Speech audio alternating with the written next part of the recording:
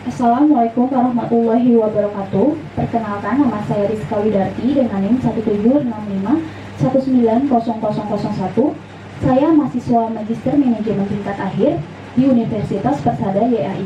Sebelumnya, kepada yang terhormat Bapak Pembimbing 1 Bapak Profesor Dr. Handi Hadi DEA, kepada pembimbing kedua Bapak Dr. Dwi Suhono Raharjo SEMM, kepada yang terhormat Bapak Kaprodi Bapak Dr. Insinyur Wilhelmus Haris Susilo MM. Pada kesempatan kali ini saya akan mempresentasikan hasil penelitian saya yang berjudul Pengaruh Rasio Keuangan Profitabilitas ROA, ROE, GPM, dan tingkat inflasi terhadap return saham perusahaan manufaktur yang tercatat aktif dalam LQ45 di Bursa Efek Indonesia periode 2013 sampai dengan 2017. Ada 4 yang melatar belakangi saya mengambil judul ini. Yang pertama adalah pasar modal merupakan alternatif pilihan untuk berinvestasi. Yang kedua, laporan keuangan diharapkan dapat memberikan informasi. Yang ketiga, sejauh mana sebuah perusahaan dapat mempengaruhi harga pasar di pasar modal. Dan yang keempat, adanya gap research atau perbedaan kesimpulan antara peneliti satu dengan peneliti lainnya. Identifikasi masalah ini ada 6. Identifikasi masalah ini adalah hal-hal yang menyangkut pengambilan judul yang telah saya ambil. Batasan masalah ada 4. Yang pertama, perusahaan manufaktur pada sektor barang konsumsi. Yang kedua, melihat seberapa besar pergerakan harga saham yang dipengaruhi oleh faktor internal maupun faktor eksternal. Yang ketiga, peneliti hanya membahas rasio profitabilitas yaitu ROA, ROE, GPM, inflasi terhadap return saham. Dan yang keempat, data yang diolah adalah pada tahun 2013 sampai dengan 2017. Perumusan masalah ini adalah mempertanyakan apakah ada pengaruh rasio profitabilitas terhadap return saham, baik secara parsial maupun secara simultan. Tujuan penelitian yaitu menjawab dari perumusan masalah dengan menganalisis pengaruh rasio profitabilitas terhadap return saham, baik secara parsial maupun secara simultan. Manfaat penelitian ada 4. Yang pertama, bagi emiten atau bagi perusahaan. Yang kedua, bagi calon investor yang akan menginvestasikan sejumlah uangnya. Yang ketiga, bagi peneliti untuk itu bagi saya sendiri.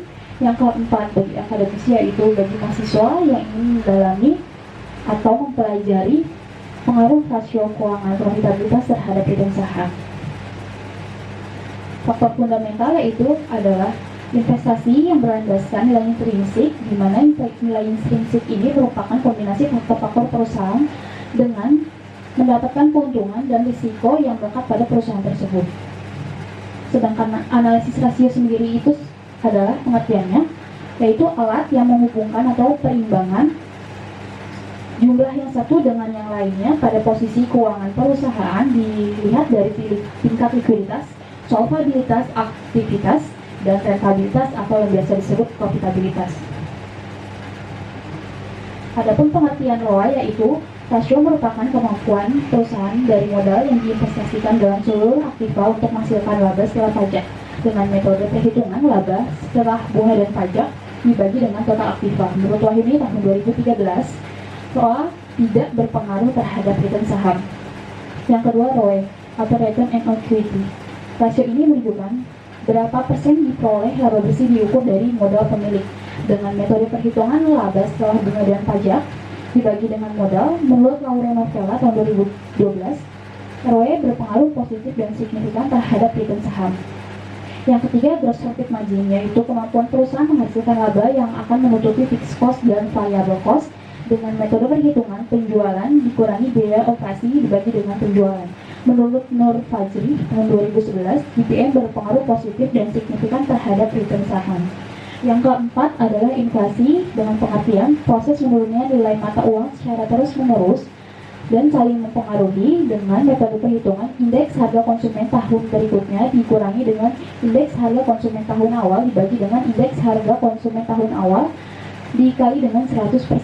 Menurut Widya Dwita tahun 2012, inflasi berpengaruh negatif dan signifikan terhadap return saham.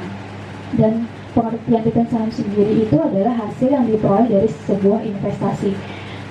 Dengan metode perhitungan, harga saham periode T dikurangi dengan harga saham pada periode T dikurangi 1 dibagi dengan harga saham pada periode dikurangi 1. Berikut adalah hasil penelitian sebelumnya yang relevan sebagai dasar landasan teori yang saya ambil dan saya bandingkan dengan kesimpulan yang sudah saya teliti. Kerangka pemikirannya yaitu adakah pengaruh masing-masing variabel secara parsial maupun secara simultan variabel X terhadap variabel Y dengan hipotesis yang pertama, kedua, ketiga, dan keempat. Adakah pengaruh yang signifikan terhadap return saham, dan yang kelima, adakah pengaruh dan signifikan secara simultan terhadap return saham.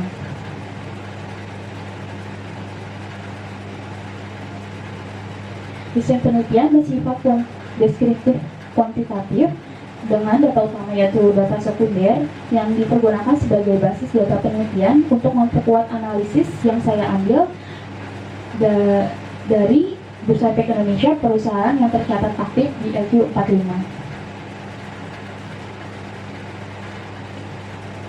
Populasi dan sampel, adapun populasinya yaitu sebanyak 45 perusahaan dengan sampel sebanyak 13 perusahaan yang kriterianya sebagai berikut. Saham yang masuk dalam kriteria saham aktif PT Bursa Efek Indonesia, yang kedua perusahaan yang selalu masuk dalam LQ 45 dan memiliki kelengkapan 5 variabel yang telah ditetapkan. Operasionalisasi variabel penelitian yaitu untuk menguji pengaruh rasio profitabilitas variabel independen terhadap variabel dependen yaitu return saham. Instrumen penelitian sebagai alat bantu peneliti untuk menguji hipotesis yang telah dirumuskan dengan teknik pengumpulan data menggunakan dokumentasi lalu diolah menggunakan IFIOS versi 9. Dilaksanakan lokasi dan waktu penelitiannya dilaksanakan menggunakan dengan data panel di Bursa Efek Indonesia dengan input tahun 2013 sampai dengan tahun 2017 dapat diakses di www.idx.co.id, www.bi.go.id, dan www.saham.com. Dilaksanakan pada mulai Januari 2019 sampai dengan selesai. Prosedur pengumpulan datanya menggunakan data sekunder dengan jumlah sampel penelitiannya sebanyak 13 perusahaan menggunakan laporan keuangan dan harga saham penutupan tahunan.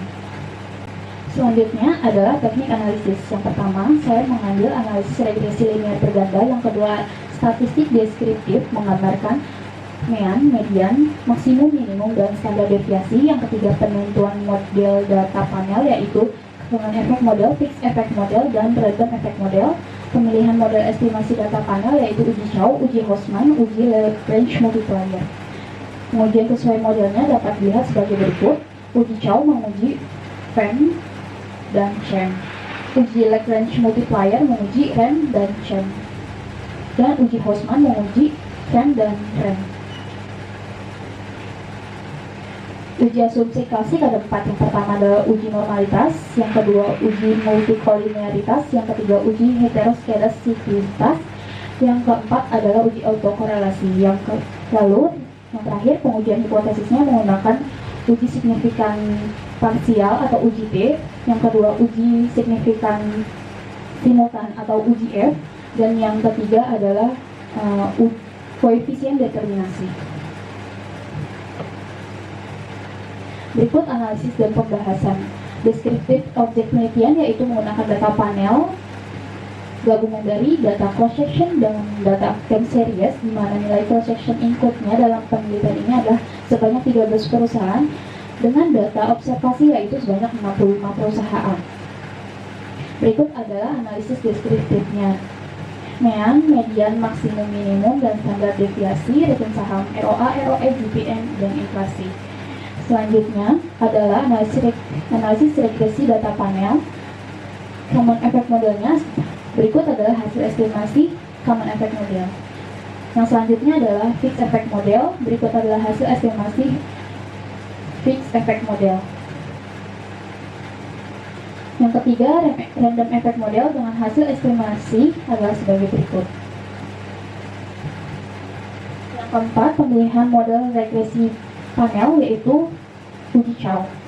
Hasil uji Chow-nya dapat dilihat berdasarkan tabel di atas sebesar 0,00, di mana angka tersebut lebih kecil dari 0,05 yang berarti HO ditolak, sehingga dapat disimpulkan bahwa metode fixed effect merupakan metode analisis yang sesuai untuk digunakan.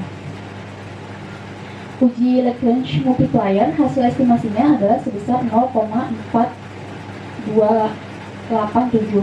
Nilai tersebut lebih besar daripada 0,05 yang berarti hipotesis HO ditolak, sehingga dapat disimpulkan bahwa metode random effect merupakan metode analisis yang lebih sesuai untuk digunakan. Yang ketiga, uji Hausman. Hasil uji Hausman-nya adalah sebesar cross-section randomnya sebesar 0,00. Nilai tersebut lebih kecil daripada 0,05 yang berarti hipotesis HO ditolak.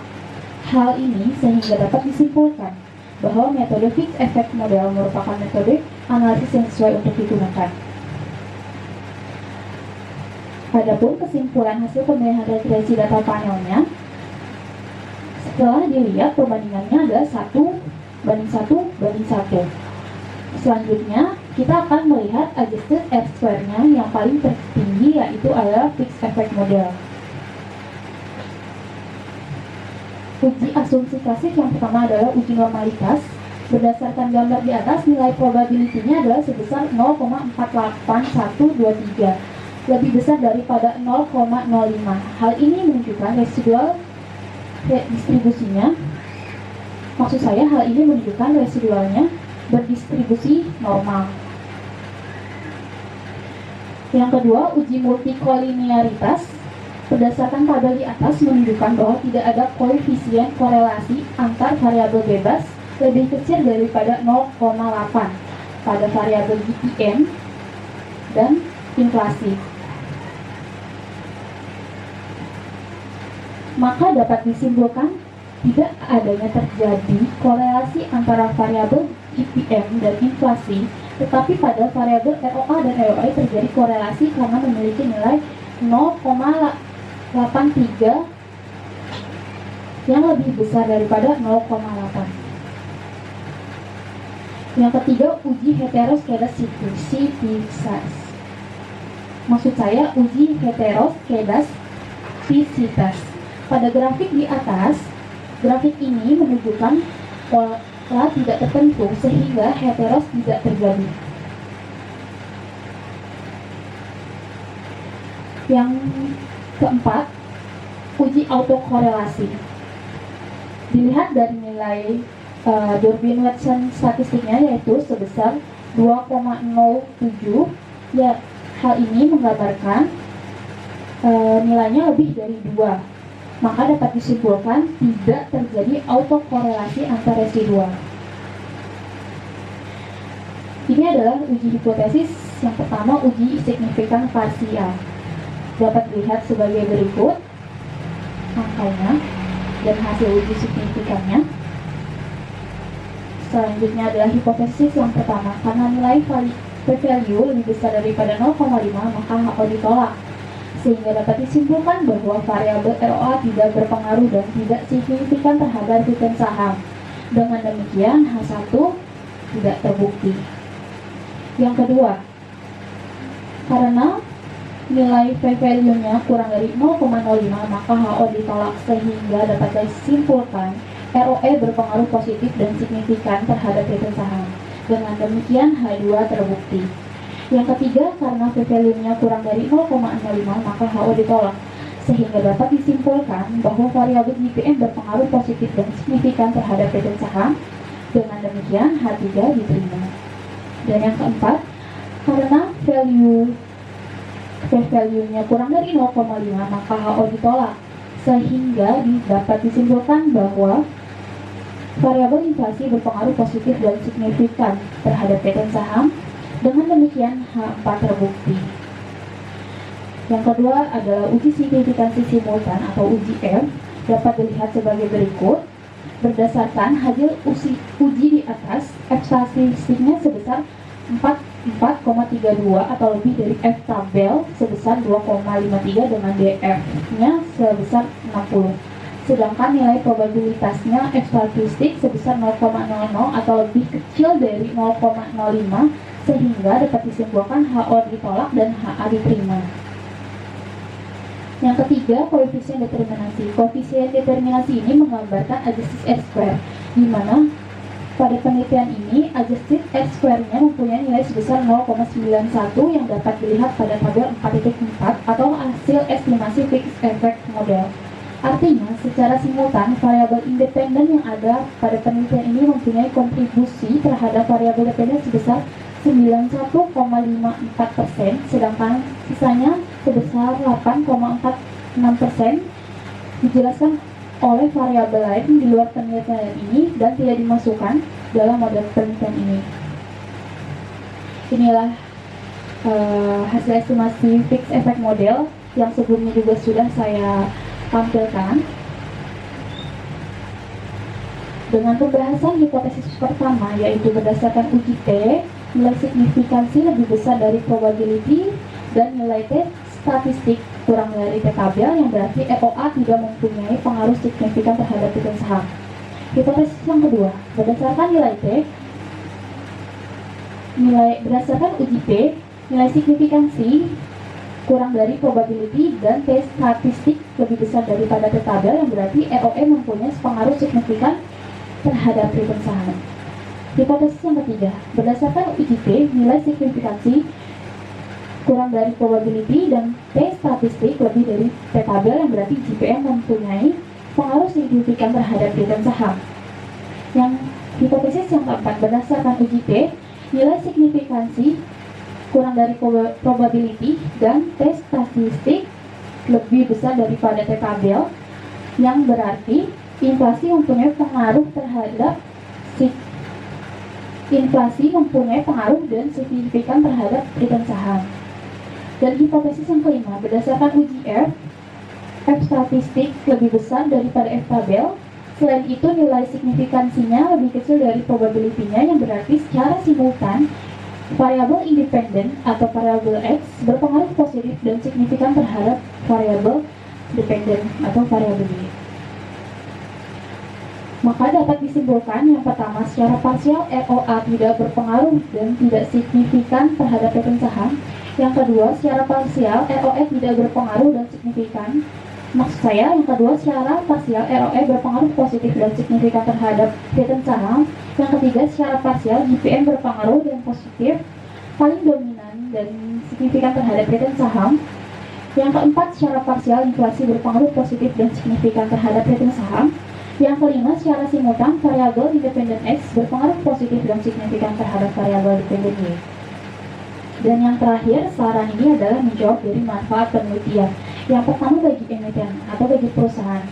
Perusahaan ini harus mempertimbangkan pengaruh simultan variabel ROA, ROE, JPM, dan inflasi, mengingat serta memperhatikan faktor stabilitas lain, yaitu yang mungkin masih ada pengaruhnya adalah net profit margin sebagai alat dasar informasi laporan keuangan dalam meningkatkan return saham perusahaan. Yang kedua, bagi calon investor, sebaiknya calon investor lebih teliti dalam memilih atau menentukan perusahaan mana yang baik untuk dijadikan tempat berinvestasi dengan memperhatikan faktor-faktor yang mempengaruhi return saham. Yang ketiga, bagi peneliti itu sendiri, yaitu bagi saya, menambah periode pengamatan lebih lama lagi, menggunakan populasi berbeda dan lebih luas cakupannya, sehingga hasil penelitian lebih baik dan dalam mencerminkan keadaan yang sebenarnya terkait pengaruh faktor-faktor terhadap return saham. Yang keempat, bagi akademisi, yaitu sebagai alat kajian atau pendalaman materi perkuliahan maupun penelitian, sehingga dapat menambah pengetahuan khususnya pada bidang konsentrasi keuangan. Baik, demikianlah presentasi hasil penelitian saya. Kurang lebihnya mohon maaf. Wassalamualaikum warahmatullahi wabarakatuh.